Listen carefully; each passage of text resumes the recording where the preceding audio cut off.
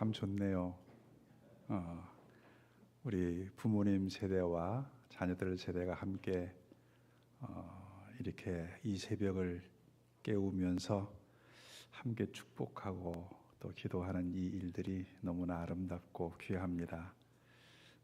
우리 하나님의 은혜가 우리 부모님의 세대 그리고 우리의 자녀들의 세대 가운데 넘치기를 주님의 이름으로 축원합니다. 우리가 오늘 읽은 말씀은 이렇게 꽃피는 시절에 많이 읽는 말씀은 아니죠. 언제 많이 읽을지요?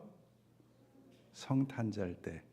성탄절 때 참 많이 읽는 말씀인데 예수님의 태어나심이 오늘 우리에게 그리고 이 사건과 이 말씀의 흐름이 우리에게 얼마나 중요한 일일까? 이 말씀 꼭 우리의 마음에 새겨보았으면 좋겠다라는 생각을 가지고 이 본문을 택해 보았습니다. 이 말씀을 여러분 잘 따라가시면서 우리 어르신들도 우리의 자녀들도 마음에 새기면서 하나님 내 인생에 이거 꼭 지키며 살아가겠습니다 라고 하는 그러한 결단이 있기를 원합니다. 때는 헤롯 왕 때죠. 지금으로부터 한 2000년 전 조금 더 되는 그 시기에 예수님께서 태어나십니다. 이 일들이 누구에게 먼저 감지가 되어졌느냐면 동방의 박사들에게 이게 깨달아졌어요. 이 사람들은 어떤 박사, 철학 박사 이런 게 아니고 점성가들입니다. 별을 연구하는 그러한 사람들인데 어느 날 별을 보는데 이상한 별, 큰 별이 떠올랐던 것 같아요. 그 별을 보면서 분명히 이제 유대 땅에 왕이 나신 거야 라고 생각을 하고 그 별을 이제 따라서 예루살렘으로 오게 되는 겁니다. 연구하는 사람들에게 당연한 일이고 당연한 호기심이고 그 유대인의 왕으로 나신 그분을 좀 보고 싶겠지요. 우리가 잘 아는 대로 우리는 이렇게 생각을 해요. 별을 따라왔다.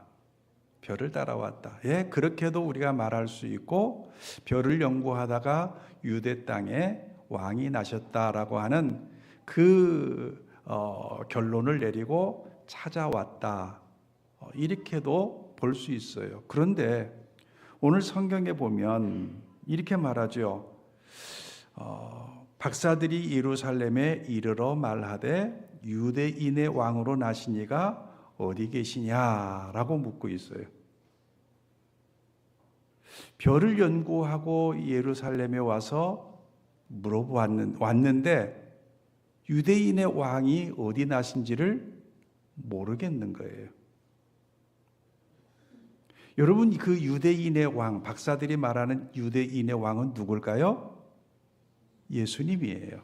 우리가 알고 있는 이 땅에 오신 예수님인데 그분을 보고 싶은데 모르겠어요. 그분이 지금 어디에 태어나셨는지도 모르겠어요. 어디 계시는지를 모르겠어요. 여러분, 오늘 이 말씀을 우리가 그냥 그런 일이 있었나 보다 하고 흘러 넘겨서는 안 돼요. 우리가 살아갈 때에 그런 일이 있어요. 분명히 나는 예수 그리스도를 만나야 되는데 나는 수많은 경험을 통해서 그분을 만났는데 그분을 찾아야 되는데 어느 순간에 그분이 보이지 않을 때가 있어요. 때로는 이 땅을 살아가면서 예수 그리스도를 만난 수많은 경험들이 있어요. 어떤 사고를 당했는데 하나님의 은혜로 살아났고, 아팠는데 하나님의 은혜로 고침을 받았고, 실패했는데 하나님께서 은혜를 허락하여 주셔서 다시 회복하게 하셨고 등등 수많은 사람들이 이야기하는 예수 만난 경험, 하나님의 은혜를 경험한 경험들이 있었어요. 지금까지는 그것을 가지고 살았어요. 그런데 어느 날 보니까 내가 연구했던 그 별이 보이지 않아요. 그분이 어디 있는지 알질 못해요. 내가 경험했던 하나님이 희미해져요. 그 하나님의 역사가 더 이상 내게 나타나지 않는 것 같아요. 하나님이 어디 계시는지도 모르겠고, 하나님이 나와 함께 계시는지도 모르겠고, 나는 그분을 만나야 되는데 그분이 어디 있는지 잘 모를 때가 우리 앞에 놓여질 때가 있을 거예요. 여러분, 그러면 어떻게 할까요? 지금까지 누렸으니, 지금까지 그 정도만 알았으니 됐어 하고 여러분 그냥 포기하실래요? 오늘 이 동방 박사들은 어떻게 했나요? 예루살렘에 이르러 말하되 그랬어요. 이 말하되라고 하는 것은 물어봤다는 말이에요. 유대인의 왕으로 나신 이가 어디 있습니까? 우리 딱 그분들을 보기 위해서 여기까지 왔는데 그분 어디 있습니까? 라고 하는 거예요. 여러분, 우리의 삶 속에서 예수 그리스도가 희미해질 때 그분을 만나야 된다고 하는 이 안타까움이 내게 있는지 한번 물어보고 싶어요. 아니, 그래야 돼요. 나 예수님 만나야 돼. 나 예수님 만나야 돼. 라고 하는 그 안타까움이 내게 있어야 되고, 또 하나는 예수님이 희미할 때에 여러분 포기하지 마시고 꼭 물어보세요. 이 사람 저 사람 붙들고 물어보셔야 돼요. 그리고 그 예수님을 만나야 돼요. 이게 첫 번째 오늘 우리가 꼭 기억해야 될 말씀이에요. 정리해 볼게요. 우리의 삶에 내가 경험했던, 내가 알고 있던, 내가 믿고 있던 예수님이, 하나님이 희미해질 때, 보여지지 않을 때 주저앉지 말고 그 예수님을 다시 만날 안타까움을 가지고 여러분은 예수님을 어디 있는지 이 사람 저 사람 붙들고 물어보아야 된다고 하는 거예요. 헤롯 왕이 이 말을 듣고 대제사장을 모으죠. 그리고 서기관들을 모읍니다. 그리고 물어봐요. 그리스도가 어디서 나겠느냐? 서기관들은 성경을 연구하는 사람들이죠. 대제사장도 하나님의 말씀에 대해서 잘 알고 있는 사람들이죠. 그럼 물어보아요. 그랬더니 이들이 이렇게 대답합니다. 5절 말씀에 보면 이르되 유대 베들레헴 이오니 이는 선지자로 이렇게 기록된 바 그랬어요. 여러분, 이 부분 잘 주목하셔야 돼요. 이렇게 이야기하지 않았어요. 왕이요, 내 생각에는 여기가 아닐까요? 내가 지금까지 생각을 해보니까 여기인 것 같습니다 라고 그렇게 이야기하지 않아요. 내 생각을 이야기하지 않아요. 누구의 이야기를 하고 있느냐면 선지자의 이야기를 해요. 선지자가 이렇게 이야기를 했습니다. 미가 선지자의 이야기를 꺼내들고 베들레헴입니다 라고 하는 그 대답을 하고 있는 거거든요. 여러분, 여기에서 중요한 것 하나 발견해요. 예수 그리스도는 어디서 발견할 수 있느냐? 예수 그리스도를 우리는 어디서 알 수 있느냐? 우리의 경험으로 알 수 있는 게 아니에요. 다른 사람의 이야기를 듣고 알 수 있는 게 아니에요.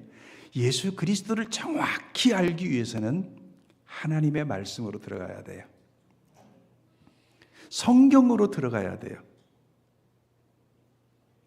오늘 그들이 뭐라고 말하고 있느냐면 선지자가 이렇게 기록을 해놨습니다. 성경에 보니까 이렇게 기록이 되어져 있습니다. 그 성경을 보니까 유대 땅 베들레헴에서 그리스도가 나신다고 했습니다라고 그 성경으로 대답을 하더라고 하는 거예요. 우리의 삶에 예수 그리스도가 희미해질 수 있고 나와 함께 계시지 않는 것처럼 절망적일 때가 있습니다. 그러면 여러분 어디로 들어가셔야 되냐면 사람들에게 물어보시기도 해야 되지만 여러분 성경으로 돌아가셔야 돼요. 성경 속에서 예수 그리스도를 발견해야 돼요. 성경 속에서 예수 그리스도를 읽어야 돼요. 정확한 답은, 하나님의 정확한 답은 성경에 있어요. 예수 그리스도에 대한 정확한 답은 세상에 있는 것이 아니라 오직 성경 안에 있는 거예요. 그 성경을 보면 하나님이 왜 예수 그리스도를 이 땅에 보내셨는지, 예수 그리스도는 왜 이 땅에 오셨는지, 예수 그리스도는 왜 십자가에 죽으셨는지, 예수 그리스도는 무엇 때문에 부활하셨는지, 재림하셔서 이 땅에 다시 오신다고 하는 약속을 왜 주셨는지, 그 약속 이후에 예수 그리스도를 통해서 우리는 하나님 앞에 나가서 어떻게 살게 되고 영원한 삶을 살게 되는지에 대한 모든 답이 성경 안에 있는 거예요. 그러니 여러분, 예수님이 희미하면 유튜브 보는 게 아니라, 누구를 자꾸 흔드는 것이 아니라 어디로 가야 된다고요?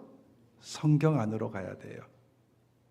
예수 그리스도를 정말 알고 싶거들랑, 이 땅에 오신 예수 그리스도를 믿고 싶거들랑, 나를 위하여 십자가에 죽으신 예수 그리스도 앞에 내가 서고 싶거들랑, 우리는 성경으로 돌아가야 돼요. 이 말은 무슨 말일까요? 성경을 읽으세요. 성경을 공부하세요. 성경을 묵상하세요. 그러면 희미했던 그 예수 그리스도가 우리 앞에 거대하게 나타날 겁니다. 잘 보이지 않았던 예수 그리스도가 우리 앞에 영광스러운 주로 나타날 겁니다. 우리가 어떻게 그 길을 걸어야 될지 알지 못하는 그 순간에 예수 그리스도는 우리에게 영생의 주요 생명의 주로 나타날 것입니다.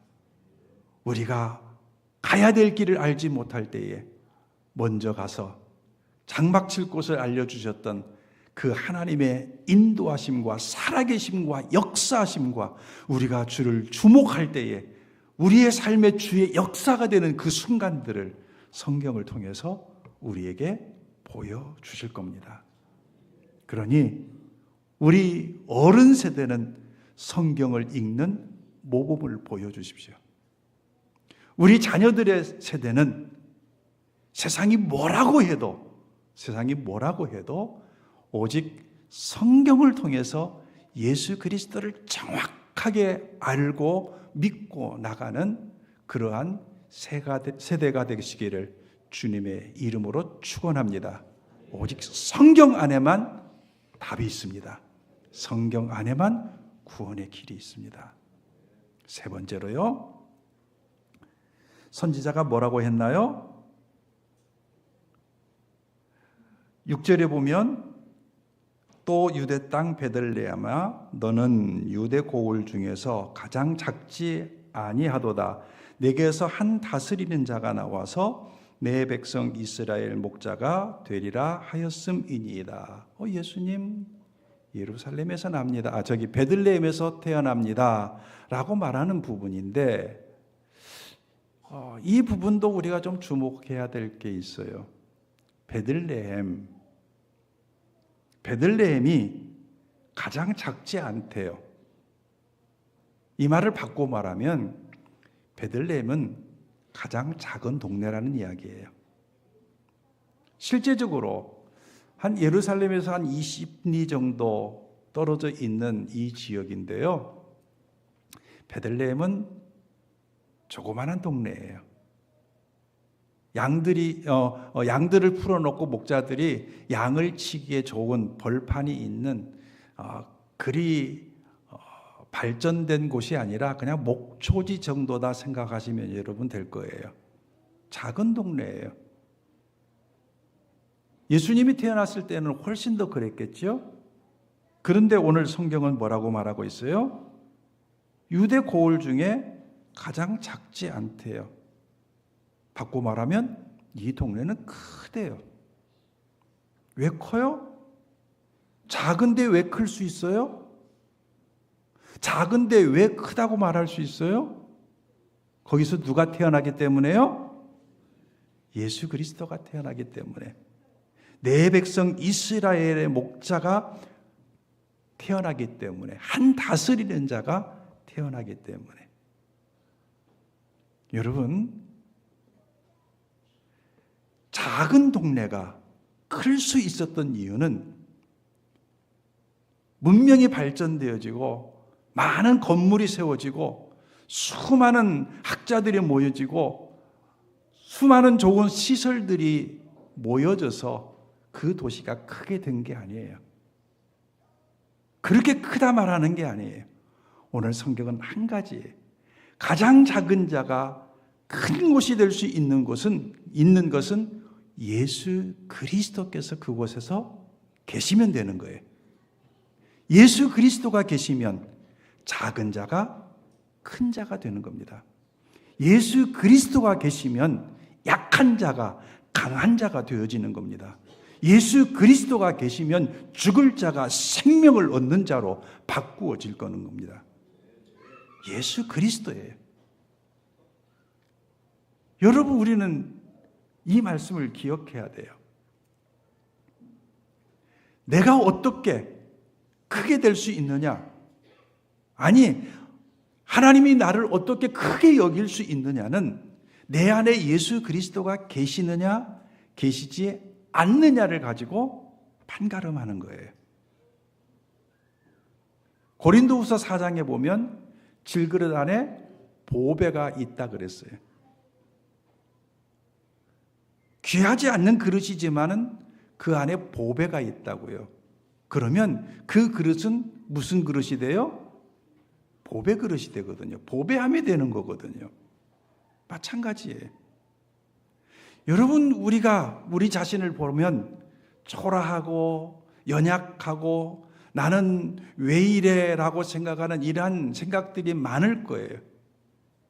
나 이렇게 해서 이 땅을 살아갈 수 있어 라고 하는 생각들도 많을 거예요. 그러나 여러분, 분명히 기억하십시오. 하나님은 그걸 보지 않으세요. 내가 정말 클 수 있는 이유는, 크다 인정할 수 있는 이유는 내 안에 예수 그리스도가 계시면 우리는 가장 큰 자요, 존귀한 자요, 영광스러운 주님의 자녀가 될 겁니다. 그럼 뭘 결단해야 돼요? 이제 나는 예수로 살아가야 되겠다라고 하는 거예요. 예수로 내 안에 충만해야 되겠다고 하는 이 결단을 우리가 마음에 이 아침에 해야 되겠죠. 그런데 이 말씀을 보면서 좀 말씀을 건너가다 보면 어떤 일 하나가 나오느냐 하면, 오늘 읽지 않았습니다만 뒷부분에 우리가 잘 아는 내용이기 때문에 그렇게 말씀으로만 여러분에게 드립니다. 헤롯 왕이 동방의 박사들이 자기 땅으로 돌아갔다는 이야기를 듣고 어떤 일을 벌이죠? 아기들을 다 죽이는 일을 해요. 엄청난 비극이 그 땅에 생겼습니다. 다른 거 다 제쳐놓고 헤롯 왕은 왜 아기들을 죽였을까요? 아니, 정확히 말해서 헤롯 왕은 왜 예수님을 죽이려고 했을까요? 앞에서 보니까 소동했다 그랬거든요. 유대인의 왕으로 나신 이가 어디 계십니까? 했더니 소동을 했어요. 이 말은 무슨 말이냐면, 지금 내가 왕인데 유대인의 왕으로 누가 또 나셨다고? 그러면 내 자리가 위태로워진다는 거예요. 그래서 그분을 왕으로 인정하고 싶지 않아요. 싹부터 잘라버리고 싶었던 거예요. 오늘 성경은 분명히 그분이 계셔야 크게 되는데 헤롯은 어떻게 했다고요? 그 그 왕의 자리를 내어주기 싫어서 예수를 죽이라 이렇게 명령한 거예요. 여러분, 앞으로 우리의 삶 속에서 이러한 유혹들이 정말로 많을 거예요. 내 자리를 지키고 싶어서 예수 그리스도를 내 삶에서 쫓아내버리려고 하는 유혹들이 있을 거예요. 세상은 그럴 거예요.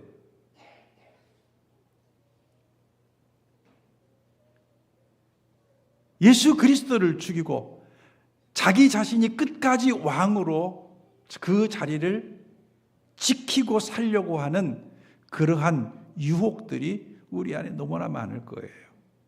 사도행전 16장에 보면 사도 바울의 2차 전도의 여행에 나옵니다. 빌립보라고 하는 지역에서 복음을 전하는데 귀신 들린 여종 하나가 사도 바울을 졸졸졸 따라다니는 거예요. 며칠 동안 따라다니면서 지극히 높으신 하나님의 종으로서 구원의 길을 알려주는 사람이라고. 그 사람이 누군가 봤더니 귀신 들린 사람이었어요. 이 사람은 점을 치면서 참 귀신처럼 잘 맞았나 봐요. 이 주인에게 많은 이익을 가져다 주었던 사람이거든요. 그런데 사도 바울이 이 여인을 고쳐요. 나사렛 예수 그리스도의 이름으로 귀신을 쫓아내요. 그랬더니 이 여인이 귀신이 나가고 온전한 사람이 되었거든요. 점을 치는데 점이 될까요? 안 될까요? 안 돼요.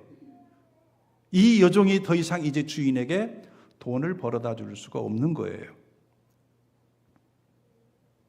주인들의 행동은 어땠을까요? 바울과 실라를 고발했지요. 감옥에 들어가게 만들었어요. 여러분 한번 생각을 해보세요. 한 생명이 귀신에 의해서 내어 쫓김받고 귀신이 나가고 온전한 사람이 되고 그 영혼이 깨끗하게 되었다고 하는 사실이 얼마나 귀합니까? 그런데 주인은 그렇게 생각하지 않아요. 사도 바울 때문에 내 이익에 소망이 끊어져 버렸다는 거예요. 무슨 생각을 하고 있느냐면 내 이익을 위해서 이 사람은 계속 귀신 들려 있어야 된다고 하는 거예요. 내 이익만을 위해서요. 이 사람이 어떻게 되든지 말든지예요. 여러분, 이런 일들이 우리 안에 있지요. 헤롯 왕이 예수를 죽이라고 했던 거나 이 주인이 이익의 소망이 끊어진 줄 알고 고발했던 거나 우리 안에 그런 유혹들이 있어요. 내 남편에게 뭐라고 말해요? 교회 안 나와도 돈만 잘 벌어오면 돼 라고 이야기하고 있지 않나요? 우리 자녀들 시험 치르게 되는 시기가 되어지면 부모님들은 뭐라고 말하나요? 이 시험 기간만, 고3 기간만 교회 나가지 말고 공부하는데 집중해. 네가 앞으로 성공을 해서 예수를 믿으면 하나님께서 더 영광을 받으실 거야 라고 말합니다. 똑같은 거 아니에요? 성공을 위해서 지금 예수 그리스도를 내 삶에서 쫓아내는 거예요. 시험을 위해서 쫓아내는 거예요. 권력을 얻기 위해서 내가 모든 것을 이루기 위해서 예수 그리스도를 내 삶에서 쫓아내버리는 그러한 유혹들이 우리 안에 너무나 많아요. 오늘 헤롯이 그랬어요. 여러분 이거 경계해야 돼요. 우리 어른들이나 우리 자녀들의 세대나 마찬가지로 우리는 예수 그리스도를 내 안에서 쫓아내서는 안 되죠. 그분이 우리의 왕이셔야 돼요. 그래야 우리의 삶에 하나님의 놀라운 역사를 보게 되어지는 겁니다. 그러면 도대체 예수 그리스도는 어떤 분이기에 이렇게 우리가 예수 그리스도를 찾아야 되고 성경에서 그분을 만나야 되고 그분을 모셔야 되는가, 쫓아내서는 안 되는가 하는 그 이유를 우리는 봐야 돼요. 우리 한번 성경을 볼까요? 마태복음 1장 21절이에요. 마태복음 1장 21절 우리 다 같이 한번 읽을까요? 시작. 아들을 낳으리니 예수라 하라. 이는 그들의 죄에서 구원할 자이심이라. 아멘. 예수님이 이 땅에 태어나셨을 때 이름을 예수라 하라 그래요. 그런데 그 예수님이 어떤 분이라고요? 자기 백성을 그들의 죄에서 구원할 자다 그랬어요. 여러분, 예수님이 4대 성인 중에 한 사람이라서 예수를 내 안에 모시라고 하는 게 아니에요. 예수 그리스도를 믿으면 세상에 많은 복을 받아 누릴 수 있다라고 있기 때문에 예수님을 우리가 찾아야 된다는 이야기를 하고 있는 거 아니에요. 오늘 성경은 예수님을 이 땅에 보내시면서 뭐라고 말하고 있느냐면 예수님은 구원자라고 이야기해요. 예수 그리스도는 구원자예요. 우리를 죄에서 구원할 유일한 분이세요.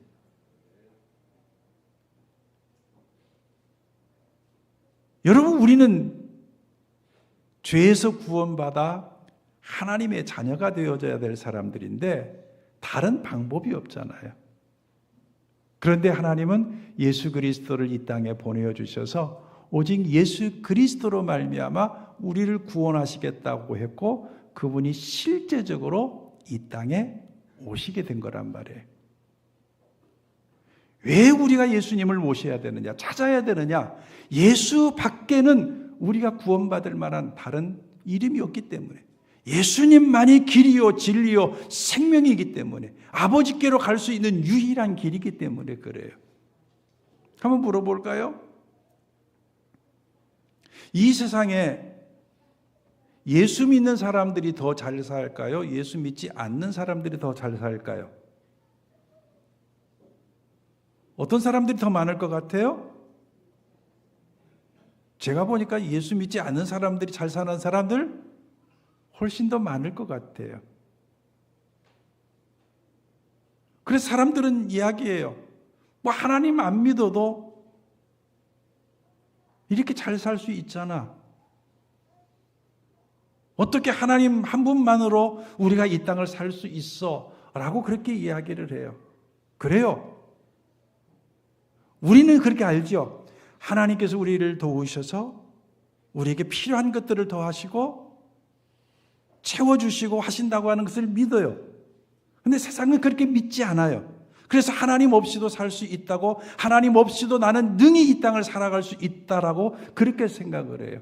그러나 여러분, 성경을 보면서 한 가지 알아야 될 게 뭐냐면 하나님 없이는, 예수 그리스도 없이는 절대로 할 수 없는 게 있어요. 그게 뭘까요? 세상은 예수 그리스도 없이도 돈 벌 수 있다고 하지만, 그러나 세상에 대해서 우리가 선포할 수 있는 유일한 거, 예수 그리스도 없이는 절대 할 수 없는 게 뭐냐면 구원받는 일이에요. 구원받는 일은 예수만이 있어야 돼. 예수 그리스도만이 있어야 돼. 그래서 우리는 예수 그리스도를 믿어야 돼요. 예수 그리스도를 만나야 돼요. 그 구원받은 자는 하나님 앞에 작은 자라도 큰 자로 보일 거예요. 왜요? 예수 안에 생명이 있기 때문에, 예수 안에 소망이 있기 때문에, 예수 안에 능력이 있기 때문에, 예수 안에 영광이 있기 때문에 그래요. 오늘 그 예수 그리스도를 나의 구주로 삼는 거예요. 그 예수 그리스도가 이제는 세상과 나는 간 곳 없지만은 구속한 주님만 보일 수 있는 그러한 삶을 이제 우리는 살아가야만 되는 겁니다. 사랑하는 성도 여러분, 세상은 어찌하든지 간에 우리는 먼저 예수 그리스도 안에서 이 생명 얻는 자의 그 복됨을 누리며 살아가야만 세상을 향하여 예수 그리스도를 우리는 담대히 선포할 수 있습니다. 그래서 예수 그리스도가 나의 구세주입니다라고 하는 것을 오늘 이것이 나의 간증이고 이것이 나의 찬송인 그러한 삶을 살아갈 때 우리는 헤롯처럼 예수님을 죽이는 자의 자리에 결코 서지 않을 것이고, 오늘 성경에서 우리는 그 예수 그리스도가 어떤 분인지를 더 알기 위해서, 더 믿고 싶어서 성경 말씀을 우리는 읽고 그 말씀에 나온 예수 그리스도를 믿게 되어질 것이고, 그럴 때에 하나님은 우리를 크다 인정하실 겁니다. 이러한 은혜가 우리 모든 성도들에게 넘치기를 주님의 이름으로 축원합니다. 기도하겠습니다. 하나님 아버지, 감사합니다. 이 새벽에 우리를 깨우시고 함께 말씀을 들으며 결단하게 하시니 정말로 감사합니다. 하나님, 우리의 삶에 예수 그리스도가 희미할 때 안타까워하며 물어보게 하시고, 특별히 이제 말씀 안에서 예수 그리스도를 만나게 하시며 예수 그리스도를 모시게 하시며 예수 그리스도로 충만한 삶을 살아갈 수 있도록 우리 모든 성도들, 어른들로부터 아이들에게까지 그러한 은혜를 하나님 더하여 주시옵소서. 성경대로 믿고 성경대로 살아갈 수 있도록 하나님 복에 복을 더하여 주시옵소서. 예수님 이름으로 기도하옵나이다. 아멘. 감사합니다.